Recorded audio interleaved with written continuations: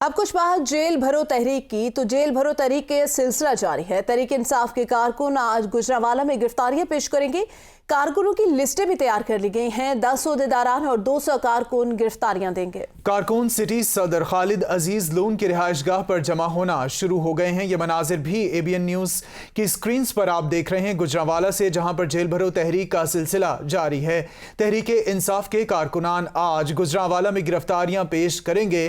कारकुनान की लिस्टें भी तैयार कर ली गई हैं। 10 ओहदेदारान और 200 कारकुन आज गिरफ्तारियां देने जा रहे हैं। कारकुन सिटी सदर खालिद अजीज लोन की रिहाइशगाह पर जमा होना शुरू हो गए। मजीद जानते हैं अपने नुमाइंदे मियां से। जी अपडेट कीजिएगा, गुजरांवाला में कैसा देख रहे हैं जेल भरो तहरीक को आप?